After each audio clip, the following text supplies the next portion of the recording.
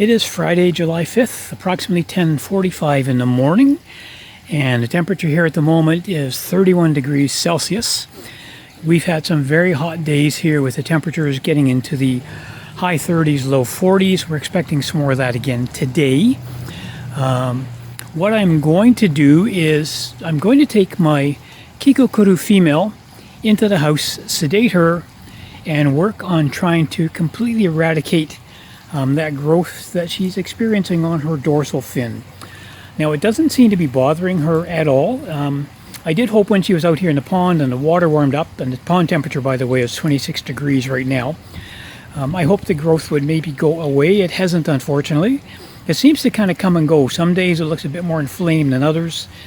There's still a reasonable amount on there. And again, I believe it is kind of a very unusual, a very rare type of fungal growth. I'm not positive about that. I'm not a biologist or anything like that, but you can kind of see her there. I'm not sure if you can kind of see that on the dorsal. But I say what I am going to do is I have everything ready in the house to get her in, sedate her. Once she is sedated, then I'm going to take the time to get her comfortable on my table, my medication table that I use, and I will get as much of that removed as I possibly can. From there, I'm going to put her into my indoor quarantine tank for a couple of days, just so I can keep an eye on her, make sure she's doing okay, and if all goes well, I'll bring her back out here probably on Sunday or Monday morning. So again, that is her right there. I'm not quite sure whether you can see very much on the dorsal at this point, but I'm hoping to get all of that trimmed off once I get her in the house and sedated. So on that note, I'm going to put the camera down now. I'll get her caught, take her inside, and once she's in there and on the table, I will start to resume recording. All right, I have her inside now. She is in my vat that has some clove oil in the water to sedate her.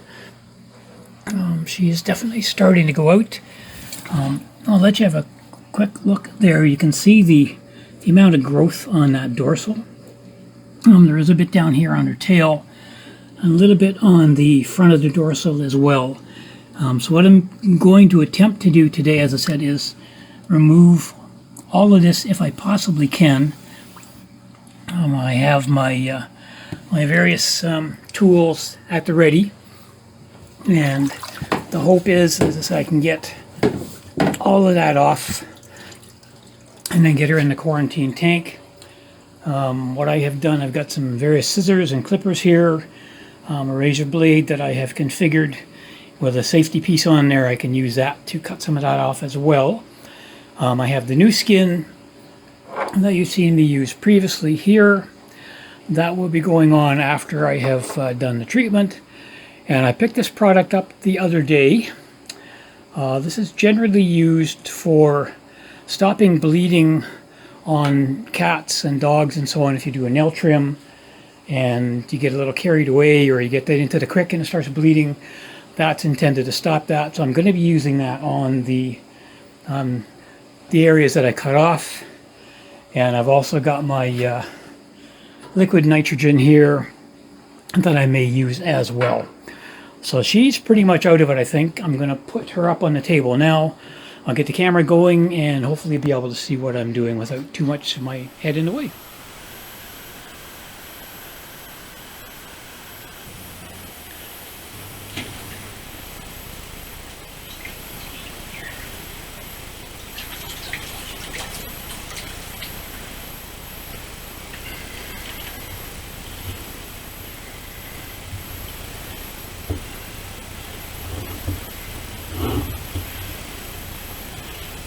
Okay, she is pretty much completely out of it now, which is good. I'm covering the eyes as I like to do, just to make things a little less frightening for her. So what I'm going to do now, as I said, is I'm going to try and attempt to take as much of this off as I can.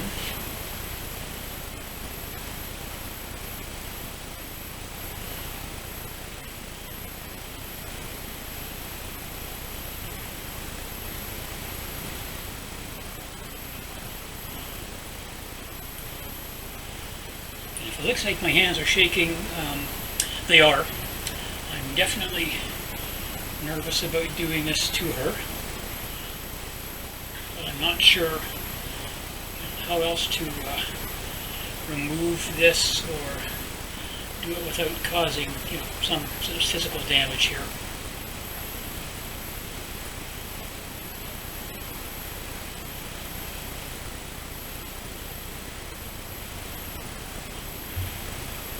And if she does start to move around or kick a little bit, she'll go back into the sedated water just for a little while.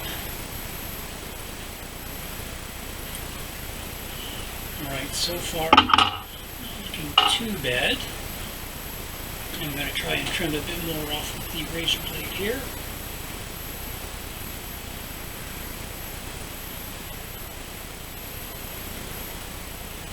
Allowing a little bit finer removal than the scissors are doing.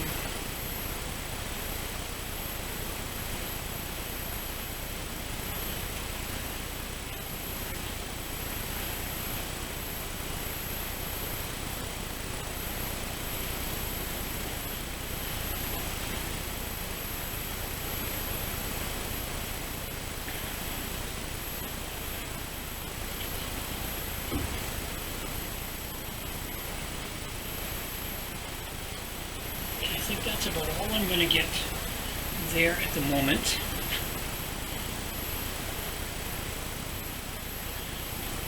A little bit of blood loss, not too much.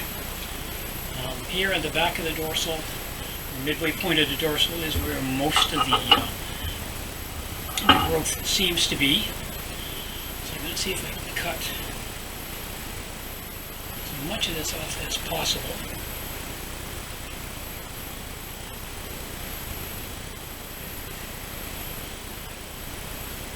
Bear with me just a little. I'm just going to put my glasses on so I can get a little bit better look at what I'm doing here.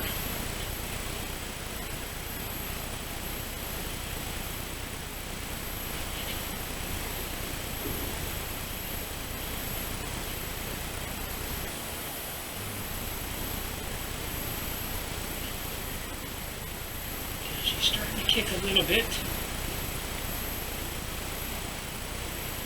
So I'm going to lift her off, put her back into the sedated water, and I will put her back up here on the table in a few moments. And I certainly don't want her jumping or moving around. Oh, I have the razor blade right there. She's back in for a little bit more sedation. I'll let her sit there for a couple of moments, just to calm down a little, and then get her back onto the table. And I say, hopefully this will make a difference as far as that growth, and with the freezing and the nitrogen and stuff that I'm going to apply afterwards, hopefully that will take care of that. So I'm just going to leave her for another moment or so to go back under, and then I will get her back onto the table and continue.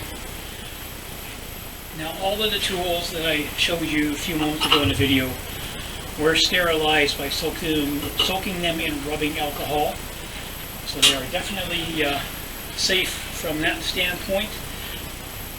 I want to make sure that nothing is going to happen from a bacterial standpoint to her.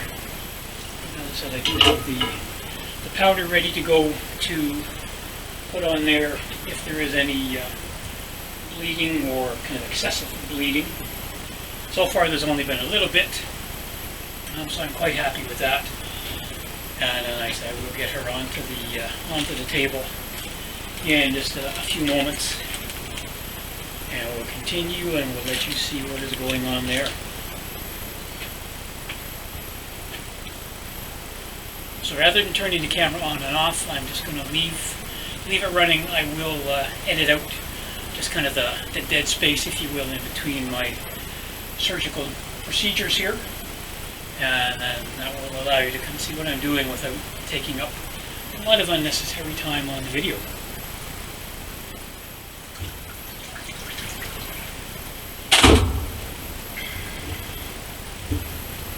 Alright, as you can see, I am back, and I'm going to continue to try and trim some of this off.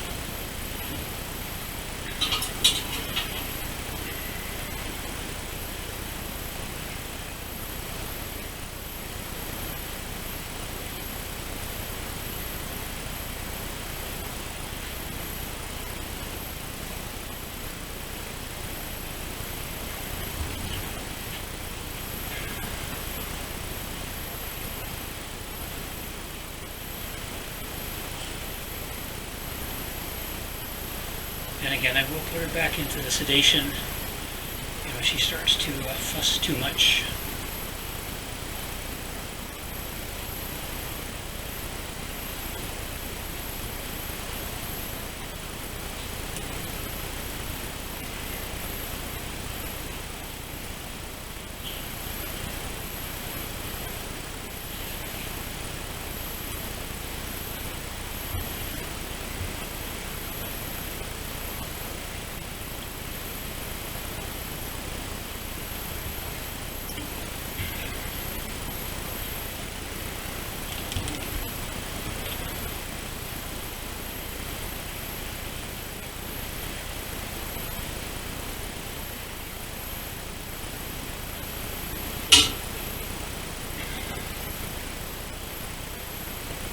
And again, I know this is likely not going to get all of this off,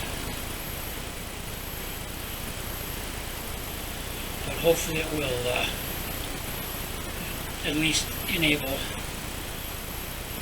some of the other things that I'm going to do here to hopefully take over and heal this up.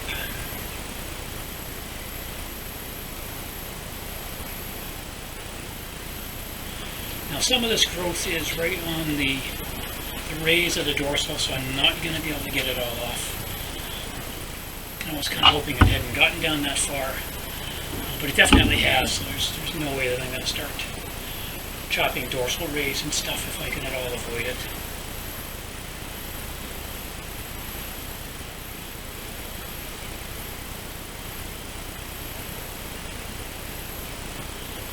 Bit on the tail that I'm going to try and get as well here.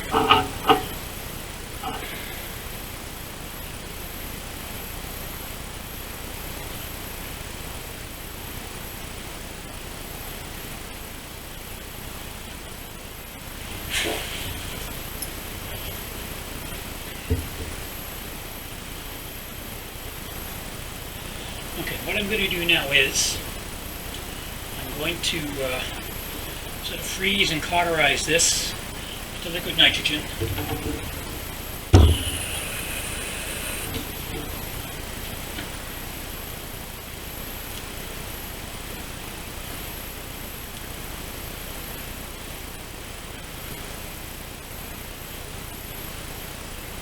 Hopefully killing some of the spores on here at the same time.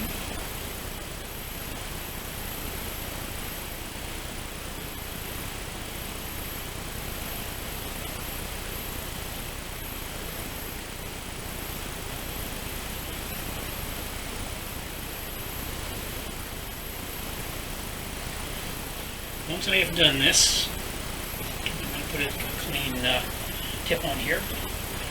Once I have finished with this, I'm going to treat the entire thing, all the areas, with hydrogen peroxide just to sort of cleanse it. Then I'll put the new skin on top.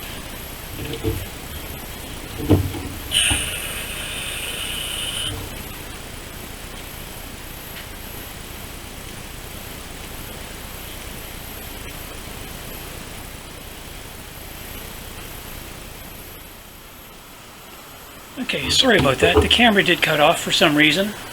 So I'm going to put the new skin. I've gotten the peroxide on her. I'm going to do the new skin on there now, and then she will be going into the quarantine tank, as I mentioned a moment ago. So just going to cover this up with the new skin. Get her into the quarantine tank to recover.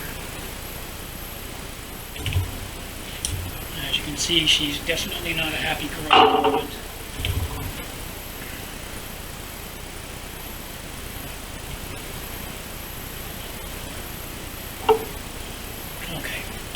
I'm going to move her now, and I will come back and update you in a moment.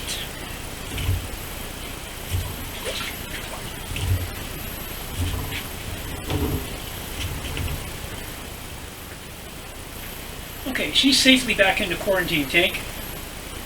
So I'm just going to turn the camera off here for a moment, and I will go over and let you see her in there, and I'll get that covered up, tidy up down here. So I'll be back. Alright, she is back in the quarantine tank. She's still kind of groggy, as you can see. She will come around reasonably quickly. Aeration in there. The tank has been set up and running with the filter and everything for a couple of weeks now. What I am going to do is bump the salt up to about a 0.4 over the next few hours to make it sort of help her to recover and heal better. Temperature in the tank at the moment 74 Fahrenheit. Again, about the same as it is outside, maybe a little cooler, but she should be fine. So I'm going to get the cover on the tank, get the salt going in there, and then I'm going to turn this light off just to let her relax. I'll come down and check on her in a little while. She's just kind of hiding there at the back. So I'm going to put the camera down now, and I will bring you an update once I'm ready to move her to the outdoor pond. It is Sunday afternoon, and I am going to move the Kikokuryu from the quarantine tank back to the outdoor pond. She's done very well down here. No signs of any additional stress or anything like that on her dorsal or her tail. Let's try and lift her up a little bit to get a little bit better look there. It definitely does look a bit inflamed, as you can see. I'm not surprised where I did the trimming on there. And I say it's kind of right down at the body line now, so I'm not going to trim any farther. I'm going to have to let nature kind of take its course. Hopefully whatever that is will eventually disappear for her. What I did do is I took a couple of the pieces that I had taken off during my session the other day that you saw earlier in the video, and put it under the microscope to take a look at it. I will insert those photos in the video just after this segment here is finished, so you can see. There wasn't anything really untoward that I could see in there. No filaments or anything like that I'd seen on some of the pictures of the other fungus. So I'm not sure exactly what this is that she has on her dorsal or how it arrived. But as I say, she's done well down here. You can tell by the color. You know, she's feeling pretty relaxed. She does get quite light when she gets really stressed, so she's okay at the moment. I'm going to move her out to the outdoor pond, and then I will end the video at that point once I do a quick shot of her swimming in the pond. So I will be back with you very shortly when I have her back outside.